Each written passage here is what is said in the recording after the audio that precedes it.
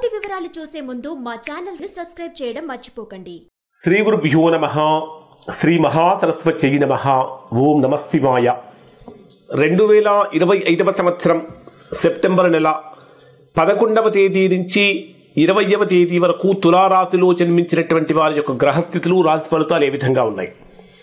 ఈ సెప్టెంబర్ నెల 11వ తేదీ నుంచి 20వ తేదీ వరకు తులారాశి వారికి ఏమైనా అదృష్టం పట్టబోతుందా, లేదా ఏదైనా ఇబ్బందులు కలగబోతున్నాయా, గ్రహస్థితులు అనుకూలమా ప్రతికూలమా అనే విషయాలు తెలుసుకొని కొన్ని పరిహారాలు కూడా తెలుసుకుందాం.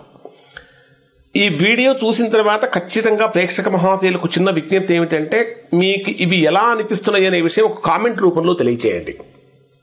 తులారాశి వారికి ఎలా ఉందంటే, మీ రాశ్యాధిపతి అయినటువంటి శుక్రుడు రాశికి 11వ స్థానంలో లాభస్థానంలో సంచరిస్తున్నాడు. ఎప్పుడైతే శుక్రుడు లాభస్థానంలో సంచరిస్తుంటాడో, శుక్రుడు అంటేనే ప్రధానంగా మానసికమైనటువంటి ఆనందానికి, ఉత్సాహానికి, ఉల్లాసానికి ప్రధానమైనటువంటి కారక గ్రహం. అటువంటి శుక్రుడు లాభస్థానంలో ఉన్నప్పుడు సహజంగా మనస్సు ఆనందంగా మారుతుంది. అలానే మీ జన్మరాశికి ద్వితీయ స్థానాధిపతి, ధనాధిపతి అయినటువంటి కుజుడు కూడా 13వ తేదీ నుంచి మీ జన్మరాశిలో సంచరిస్తాడు. అంటే 11, 12 తేదీలలో 12వ స్థానంలో వ్యయస్థానంలో ఉంటాడు. కాబట్టి 11, 12వ తేదీలలో కొద్దిగా ఆరోగ్యపరమైనటువంటి సమస్యలు కానీ, ఆర్థికపరమైన సమస్యలు కానీ తలెత్తుతాయి. కానీ 13వ తేదీ నుంచి ఎప్పుడైతే కుజుడు మీ జన్మరాశిలోకి ప్రవేశిస్తాడో, ఆత్మవిశ్వాసం తొణికిసలాడుతూ ఉంటుంది. ఏ పని చేసినా సరే చాలా కాన్ఫిడెంట్గా చేస్తారు. అంటే కుజుడు కేవలం ఆత్మవిశ్వాసానికి మాత్రమే కాదు, క్రమశిక్షణకు కూడా కుజుడు ప్రధానమైనటువంటి కారక గ్రహం.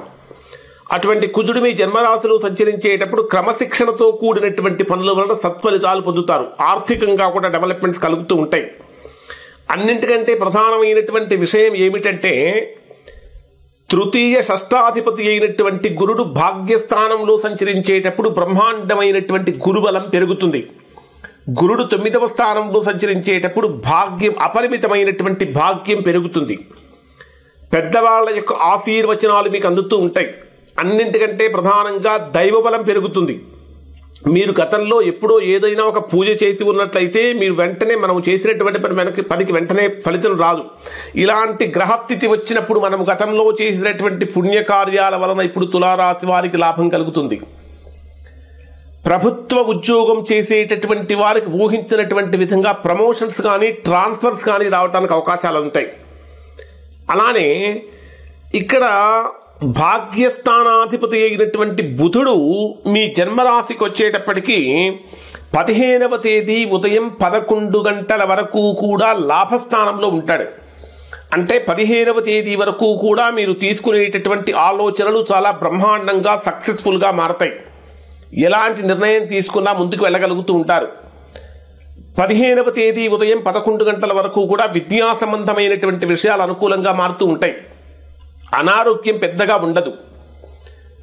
పెద్దవాళ్ల నుంచి, ముఖ్యంగా చెప్పాలంటే తండ్రి తరపు బంధువుల నుంచి అనుకూలత పెరుగుతుంది. కానీ 15వ తేదీ మధ్యాహ్నం, 15వ తేదీ ఉదయం 11 గంటలకు ఎప్పుడైతే బుధుడు మీ జన్మరాశికి 12వ స్థానంలోకి వస్తాడో, కొద్దిగా తీసుకునేటటువంటి నిర్ణయాలలో కొంచెం ఫ్లక్చుయేషన్స్ ఏర్పడుతూ ఉంటాయి, ఒడిదుడుకులు కలుగుతూ ఉంటాయి. అంటే మీమాంస అంటారు. అంటే ముందుకు వెళ్ళలేక, వెనక్కు రాలేక కొన్ని సంశయాత్మకమైనటువంటి నిర్ణయాలు తీసుకునే అవకాశం కలుగుతూ ఉంటుంది. కానీ ఉద్యోగపరంగా కనుక తీసుకుంటే బ్రహ్మాండమైనటువంటి డెవలప్మెంట్స్ ఇక్కడ ఈ రాశి వారికి కనిపిస్తూ ఉన్నాయి. కారణం ఏమిటంటే, దశమస్థానాధిపతి అయినటువంటి చంద్రుడి యొక్క సంచారం కూడా మీ జన్మరాశికి 7వ స్థానం నుంచి ప్రారంభమవుతుంది.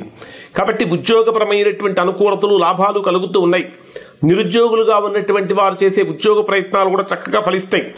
అన్నింటికంటే మరొక ముఖ్యమైన విషయం ఏమిటంటే, మీ జన్మరాశిలోనే కుజుడు సంచరించేటప్పుడు, జన్మరాశిలో కుజుడి యొక్క సంచారము, 11వ స్థానంలో లాభస్థానంలో శుక్రుడి యొక్క సంచారం, ఈ 2 గ్రహాల యొక్క ప్రధానమైనటువంటి అనుకూలత కారణం చేత అవివాహితులుగా ఉన్నటువంటి వారికి వివాహ యోగం కలుగుతుంది. అంటే గృహంలో శుభకార్యాలు చేయటం కోసం చేసే ప్రయత్నాలు ఫలిస్తాయి. కానీ జన్మరాశిలో కుజుడు ఆత్మవిశ్వాసాన్ని ఇస్తాడు. దాన్ని అహంకారంగా మార్చుకోకుండా చూసుకోవాలి. మాట్లాడేటటువంటి మాట మరీ పరుషంగా కాకుండా ఉండాలి, శుతిమెత్తగా ఉండాలి. ఒకవేళ ఏదైనా విపత్కరమైనటువంటి పరిస్థితులు వచ్చినప్పుడు ఎలా ఉండాలంటే తానొవ్వక నొప్పించక తప్పించుకు తిరుగువాడు ధన్యుడు సమతి అన్నట్టుగా ఉండాలి. అంతే తప్ప కట్టే కొట్టే తెచ్చా అన్నట్టుగా గనక మాట్లాడితే కొద్దిగా సంబంధ బాంధవ్యాలు బలహీనపడే ప్రమాదం ఉంది. ప్రధానంగా 6వ స్థానంలో సంచరించేటటువంటి శనిగ్రహం యొక్క ప్రభావం కారణం చేత ఈ మాసంలో తులారాశి వారికి కొద్దిగా వెన్నెముక సమస్యలు కానీ, జాయింట్ ప్రాబ్లమ్స్ కానీ, డైజెషనల్ ప్రాబ్లమ్స్ కానీ వస్తూ ఉంటాయి. ప్రధానంగా తృతీయాధిపతి జన్మరాశిలో సంచరించేటప్పుడు తులారాశి వారు ఫుడ్ కంట్రోల్ చేసుకోవాలి. అంటే కంటికి కనిపించిన ప్రతిదీ కూడా ఆహారంగా తీసుకోవడం వలన కొన్ని డైజెషనల్ ప్రాబ్లమ్స్ అనేవి కనిపిస్తూ ఉంటాయి. మరి డే వైజ్గా కనుక పరిశీలిస్తే ఈ రాశి వారికి ఏ విధంగా ఉంటుందంటే 11వ తేదీ ఉదయం నుంచి 12వ తేదీ సాయంత్రం 5:32 వరకు ఉండే సమయం బ్రహ్మాండమైనటువంటి అనుకూలత కలిగిస్తుంది. కుటుంబ పరంగా సంపూర్ణమైన సౌఖ్యాన్ని పొందుతారు. భార్యాభర్తల మధ్య సంభాషణలు చాలా చతురంగా సాగుతూ ఉంటాయి. వ్యాపారపరమైనటువంటి నిర్ణయాలు అనుకూలంగా మారుతూ ఉంటాయి. కొత్త వ్యాపార ప్రారంభం కోసం చేసే ప్రయత్నాలు ఫలిస్తాయి. అలానే భాగస్థుల మధ్య ఏర్పడినటువంటి అభిప్రాయ భేదాలు కూడా తొలగిపోతూ ఉంటాయి. 12వ తేదీ సాయంత్రం 5:32 నుంచి 14వ తేదీ రాత్రి 8:05 వరకు ఉండేటటువంటి ఈ సమయంలో అంతా బ్రహ్మాండంగా ఉన్నట్టుగా అనిపిస్తుంది. ఉద్యోగపరంగా, వ్యాపారపరంగా, వృత్తిపరంగా ఏదో అంత బ్రహ్మాండంగా అనిపిస్తుంది. కానీ మీకు తెలియదు, మీ వెనక కొన్ని కుట్రలు జరుగుతుంటాయి. మీరు ఏదైనా ఒక ముఖ్యమైనటువంటి విషయాన్ని మనవాడే కదా అని కనుక ఎవరికైనా చెప్పినట్లయితే అవి లీక్ అయ్యి తద్వారా మీకు సమస్యలు కలుగుతూ ఉంటాయి. కాబట్టి ఉద్యోగపరమైనటువంటి విషయాలలో కొన్ని జాగ్రత్తలు ఇక్కడ తులారాశి వారు తీసుకోవాలి.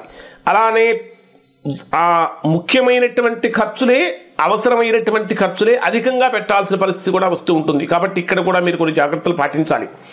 ఇక 14వ తేదీ రాత్రి 8:05 నుంచి 16వ తేదీ రాత్రి 12:30 వరకు ఉండేటటువంటి సమయంలో ప్రేమ వివాహం చేసుకోవాలనుకునేటటువంటి వారికి ఇది అదృష్టంగా మారుతుంది.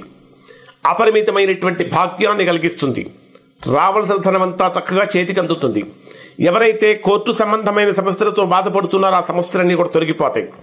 16వ తేదీ రాత్రి 12:30 నుంచి 19వ తేదీ ఉదయం 7:06 లోపు తులారాశిలో జన్మించినటువంటి వారు ఖచ్చితంగా వృత్తి, ఉద్యోగ, వ్యాపారాలకు సంబంధించినటువంటి విషయాలను ఒక మంచి వార్త వింటారు.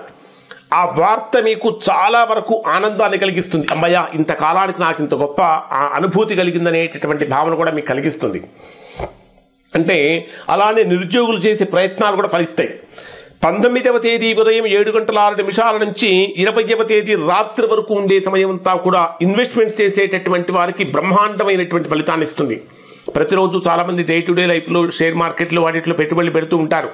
అటువంటి వారికి కూడా ఇది అనుకూలంగా మారుతుంది. ఓవరాల్గా కనుక తీసుకుంటే ఈ సెప్టెంబర్ 11వ తేదీ నుంచి 20వ తేదీ వరకు తులారాశి వారు అసలు బ్రహ్మాండంగా ఆహా అనిపించేటంత గొప్ప ఫలితాలు పొందుతారు. ఇప్పుడు చెప్పినటువంటి ఫలితాలు తులారాశిలో అందరికీ వర్తిస్తాయి. ఎవరికైతే వర్తించడం లేదో, ఎవరైతే తీవ్రమైనటువంటి ప్రతికూలతలు పొందుతున్నారో దానికి కారణం ఏమై ఉంటుందంటే వారి యొక్క వ్యక్తిగత జాతకంలో ఏర్పడినటువంటి దోషం యొక్క ప్రభావం అయి ఉంటుంది. అటువంటి సందర్భంలో ఒకసారి మీరు మీ యొక్క వ్యక్తిగత జాతకాన్ని విశ్లేషణ చేయించుకొని దోషం ఎక్కడుందో తెలుసుకుని దోష నివారణ చేయించుకుంటే సత్ఫలితాన్ని పొందుతారు. ఇవి తులారాశి వారికి సంబంధించిన ఫలితాలు. శుభం.